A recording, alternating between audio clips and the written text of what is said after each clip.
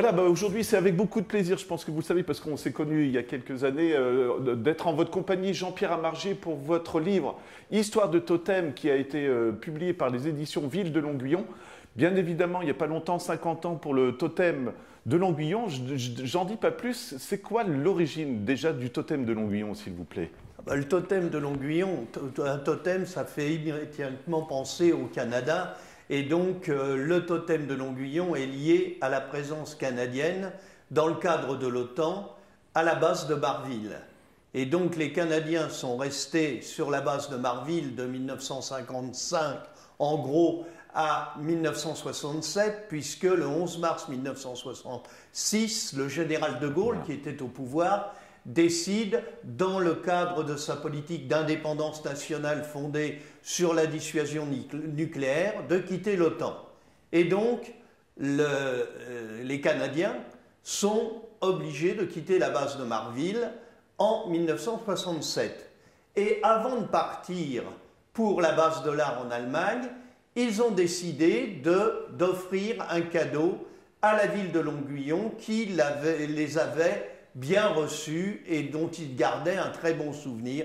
Et c'est comme ça que le 11 mars 1967, c'est-à-dire il y a 50 ans, a été inauguré le totem de Longuillon.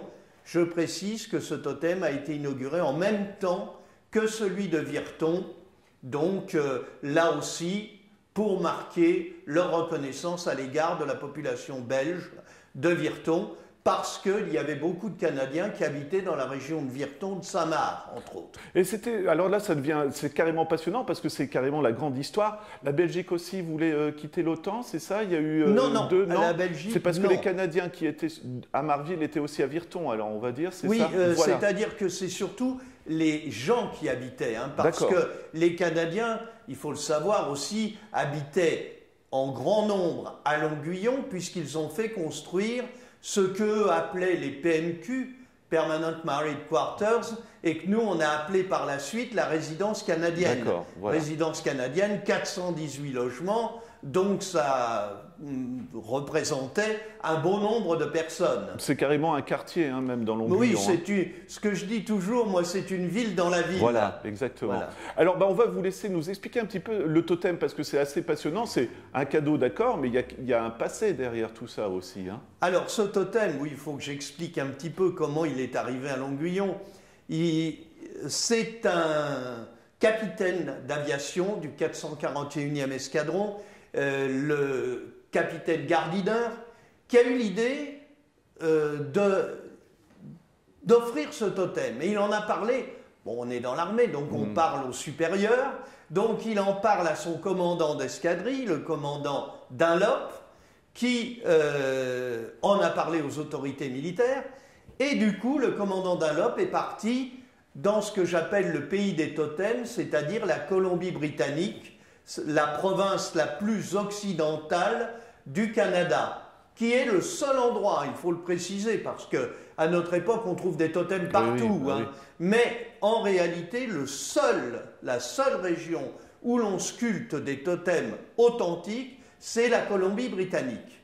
Et donc, il va se rendre en Colombie-Britannique, où il va rencontrer un chef indien, un chef de la tribu Squamish, qui se trouve dans le sud de la Colombie-Britannique, ce chef indien qui s'appelle Simon Baker. Alors, il a un rôle très important en 1967. Il est en quelque sorte l'intermédiaire entre le gouvernement canadien et les tribus amérindiennes de Colombie-Britannique. Et ce n'est pas un hasard si on s'adresse à lui. Alors, ce Simon Baker, c'est lui qui viendra lors de l'inauguration du totem le 11 mars 1967. Et donc, le commandant Dunlop va le voir et Simon Baker lui dit « Ah vous avez de la chance, j'ai 2 totems à votre disposition. Ils étaient sur le parking du magasin que je tenais avec mon épouse, j'ai vendu le magasin et ces 2 totems se retrouvent dans ma propriété, dans le jardin à côté de la maison. Ils sont à votre disposition. Alors, je ne sais pas s'ils ont été offerts, s'ils ont été vendus, on ne le sait pas. Hein. Ces informations, je les tiens de Simon Baker lui-même, qui a écrit une autobiographie dans laquelle il parle de ces totems. Alors il faut savoir que le totem de Virton et le totem de Longuillon sont des petits frères. Voilà. Alors pourquoi? Parce qu'ils ont été sculptés par la même personne qui est l'oncle de Simon Baker, qui était le chief Matthias Joe, qui a sculpté ces deux totems, celui de Longuillon, celui de Virton. C'est assez passionnant parce que c'est aussi un choc des cultures finalement. Absolument. Vous parlez des Indiens, parce que Canadiens d'accord, mais après Indiens, Oui. Est-ce que vous savez quand même si c'était important pour Simon Baker de les offrir comme ça? Ou est-ce que, et c'est pas méchant, c'était juste une opération un petit peu commerciale éventuellement ou Je pas? pense qu'il y avait tout un symbole. Ouais. Il y a un universitaire qui s'appelle Yannick Meunier qui a écrit un article dans un livre sur la politique étrangère du Canada et qui a une interprétation qui me paraît intéressante. C'est-à-dire que ce don d'un totem relèverait à la fois de la politique extérieure canadienne, dans les relations amicales avec la France, mais aussi ça relèverait un peu de politique intérieure, puisqu'on est en pleine réhabilitation de la culture amérindienne. Ouais. Et c'est là que ça devient passionnant quand même, parce qu'on passe devant un totem, on se dit oui, bon, c'est un totem, mais quand vous racontez comme ça, il y a quand même de la symbolique derrière. Absolument, tout ça. il y a ce totem symbolise le retour en grâce de la culture amérindienne. Et pourquoi on offre des totems? Aussi pour rendre hommage aux premiers habitants du Canada, qui avaient été, il faut le dire, considérés comme des citoyens de seconde zone. Il faut savoir que les totems, on interdisait aux Amérindiens de sculpter des totems. Donc c'est une véritable réhabilitation. Et je continue un peu là-dedans, mais peut-être que je me trompe, mais si je ne me trompe pas, dans les années 70 aux États-Unis, c'était le même problème avec les Indiens. Est-ce que le Canada ne faisait pas peut-être une réaction, parce qu'il y a toujours eu de la concurrence entre le Canada et les États-Unis, de dire, nous, vous voyez, on assimile les Indiens, les Amérindiens, et en plus on met en valeur leur culture. Je pense qu'il y avait de ça aussi. Il y a ça, 67, et c'est pas loin. On le retrouve aussi à un autre niveau. Quand les bases, parce que dans les bases de l'OTAN, il y avait des bases canadiennes, il y avait des bases américaines. Et l'attitude des Américains et l'attitude des Canadiens n'était pas du tout la même à l'égard de la population locale. Bon, les Canadiens avaient l'avantage pour certains d'entre eux d'être francophones, ce qui favorisait les liens avec la population locale. Mais il y a toujours eu la volonté, et tous les Longuillonnais que j'ai interrogés, avec qui j'ai parlé, parlent toujours des relations privilégiées qu'ils ont eues avec les Canadiens de la base de Marville. Alors je continue, vous connaissez peut-être, parce que c'est un animateur de notre émission, René Sumerer, il anime des émissions de balade. Absolument. Il m'a expliqué qu'aux Canadiens, il y il y avait carrément un terrain de hockey sur glace, des choses comme ça. Alors, il y avait des grandes fêtes ou je ne sais pas quoi, mais c'était vraiment ce que vous expliquez, quoi. Bon, le terrain de hockey, la patinoire était sur la base de Marville. Ah, autant pour moi. Bon, j'en parlerai à René. Là aussi, les Longuillonnais qui ont pu assister à des matchs de hockey, qu'ils découvraient, hein, le hockey sur glace, c'était quelque chose de totalement inconnu pour les Longuillonnais. Lorsqu'ils allaient à la patinoire, puisque la patinoire était ouverte à tous pour les matchs, ils en gardent un souvenir particulièrement ému, disons. Et à la résidence canadienne, c'était pas un terrain de hockey qu'il y avait, mais un terrain de baseball. Ah, voilà. Et là aussi, il y avait des compétitions de baseball sur la résidence canadienne qui était territoire canadien. D'accord. Qui bénéficiait de ce qu'on appelle l'extraterritorialité. Hein, donc la gestion de la résidence canadienne était canadienne. Des PMQ. Ça explique aussi la configuration des bâtiments. Finalement, vous dites terrain de baseball et c'est vrai qu'il y a une sorte de grand champ au milieu de tout ça. Oui, il y a beaucoup d'espaces verts qui sont liés aux espaces sportifs. Et puis cette conception de se dire, bon, le Canada, c'est quand même le pays des grands espaces. Et ils ont, c'est une interprétation qui m'est personnelle, peut-être eu envie de retrouver cet espace à la résidence canadienne, avec ce terrain de baseball, et puis d'autres espaces verts très importants. Voilà. Donc, mais on n'est pas du tout hors sujet, et moi je tiens à le préciser quand même. Je reviens malgré tout au jour où on inaugure le totem. Il y a des photos, c'est impressionnant. Toute la population est sortie là alors. Alors, il paraît, moi je n'étais pas encore à Longuyon, je suis arrivé à Longuyon en 1970. Donc en 1967, selon les articles de journaux de l'époque, il y aurait eu 2000 personnes, ce qui est assez impressionnant. 2000 personnes, quand on voit la place où se trouve le totem, ça devait être noir de monde. Et les photos le traduisent. Voilà. Cérémonie officielle donc avec le chef indien qui va faire encore une fois une cérémonie. Oui, le chef indien Simon Baker, voilà. Dont le nom indien est Kotlatcha, vient donc avec les officiels canadiens à Longuyon. Il part au Canada en avion militaire, il arrive sur la base de Marville, puis à Longuyon. Il vient avec son épouse, Émilie, et il participe à la fête par des danses et par des chants indiens. Voilà, et c'est reçu par le maire, costume officiel, vraiment. Oui, le maire de l'époque, donc Robert Drapier, tout le conseil municipal, tous les officiels de la région, enfin du canton de Longuyon, les maires, le sénateur Hubert de Chevigny, beaucoup de monde. Voilà. Bon, je dis Hubert sans être vraiment sûr du prénom. On vous l'autorisera.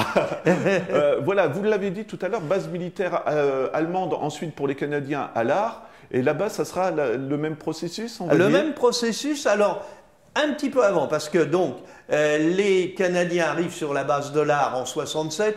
Petite parenthèse, cette base de l'Ar, à l'origine, était une base française. Voilà. Et les escadrons de la base de l'Ar se sont retrouvés, pas très loin en Lorraine, à Nancy-Ochet. D'accord. Donc, il reste à l'Ar de 1967 à 1994, lorsque toutes les troupes de l'OTAN américaines et canadiennes quittent l'Allemagne, la Belgique, pour retourner chez eux.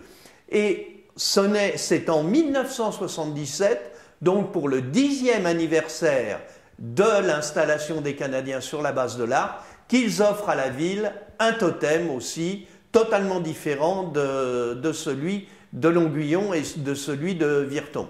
Et il y a une anecdote, si vous voulez bien nous raconter, je crois que les Canadiens vont aussi quitter, si je ne me trompe pas, la base de l'Ar. Le totem reste, mais qu'est-ce qui se passe après alors? Alors c'est pas sur la base de l'Ar. Je vous laisse raconter l'autre histoire. C'est pas sur la base de l'Ar, c'est sur une autre base.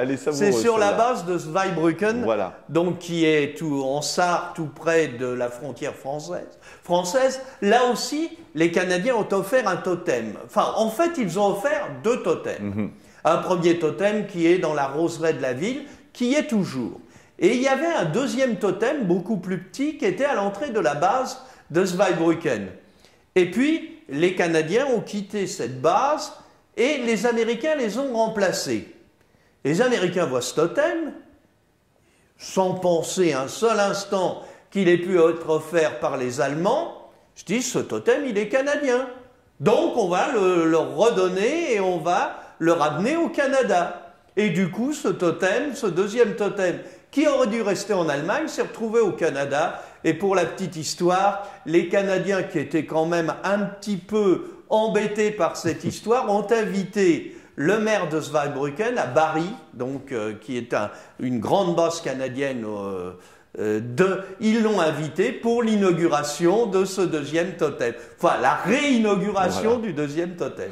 On a presque terminé, Jean-Pierre, mais j'ai remarqué quand même à la fin de votre livre, d'accord, c'est un moment historique, mais maintenant, est-ce que ça ne peut pas devenir quelque chose de touristique? Je pense que les gens s'arrêtent quand même, parce qu'il est presque au centre de la ville, le totem à Longuyon, ou en tout cas, je pense qu'il y a des gens qui viennent à la mairie, qui disent qu'est-ce que c'est l'origine. Disons qu'on a essayé aussi, pour ce 50e anniversaire du totem, de le mettre en avant, de promouvoir un petit peu ce totem pour en faire une sorte de vitrine de Longuyon.